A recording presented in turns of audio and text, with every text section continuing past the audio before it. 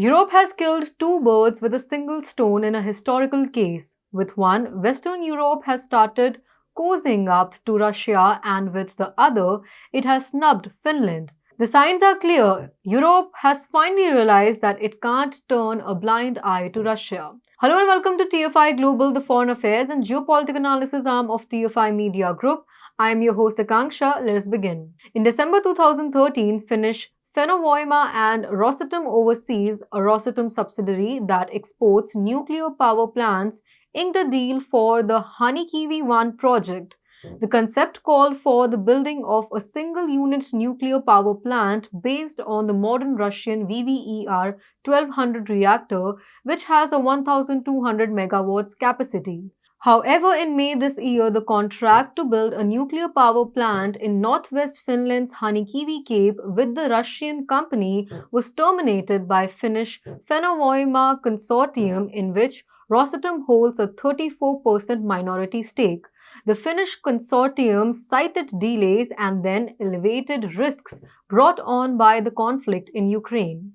Each side began legal action against the other in August, suing for billions of dollars in damages. At the time, Rosatom demanded $3 billion from the Finnish consortium, while Fennovoima claimed its demands were about 2 billion euros.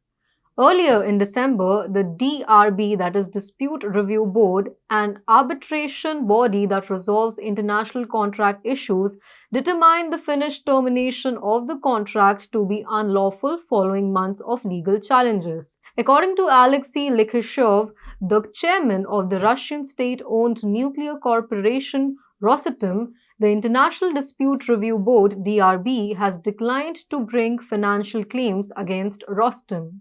Hanhikivi 1 was the only international project on which, so to speak, our foreign activities lost weight, according to Likhyshev, who also characterized Finland's decision to leave the project as political. Likhyshev said, "This is the first and most important decision we have been waiting for." He added that we cannot influence the attitude of the Finnish bosses, but let them sell it for their own money and ours will be returned. The president of Rosatom added that the first phase of the legal process had ended and that an international arbitration composed only of representatives of Western European countries has rendered an unambiguous ruling. According to Likhyshev, financial demands from the Finnish side were rejected. Yes, you heard that right. Representatives of Western European countries have favored Russia and snubbed Finland's claim. Western Europe has stood with Washington in cornering Russia since the beginning of the war. However, lately the countries have started showing a cordial attitude towards Russia. Olaf Scholz a few days ago said that he is open to business ties with Russia. Russia's Transneft has also received orders from Germany for oil. This is despite the EU's promise to stop purchasing Russian oil through marine lines as of December 5. Germany lately has been bypassing sanctions to get the wood from Russia through Belarus. Further, the Netherlands became the first country to revoke the majority of its sanctions from Russia. Further, Europeans detest Finland, which has gained massively because of the European sanctions on Russia. Finland has been the beneficiary of high oil prices.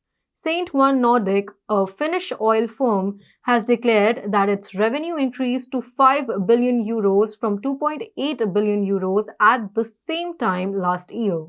That came after the bigger, partially state-owned Nest, which runs Finland's biggest oil refinery, announced a sharp increase in earnings earlier. From barely 8 million euros the previous year, operating earnings at Nest's oil segment soared to 571 million euros this year. 8 million to 571 million. Focus on the maths, it's so huge. Finland is earning huge profits by selling energy to the European countries themselves. Finland could have given European countries a respite or a concession to battle the high prices crisis. But no, their motives are clear. Focus on filling your coffers. Due to high cost of gas and oil, European energy and utility businesses are taking on additional debt. Since the pandemic, their total debt has been increasing, and as of this year, it has risen by more than half to more than $1.7 trillion. Clearly, Europeans are dreaded because of the prolonged Ukraine war, and they wanted to teach Finland a lesson. They also realize the financial costs coming with sanctions on Russia, therefore, they have snubbed Finland for Russia.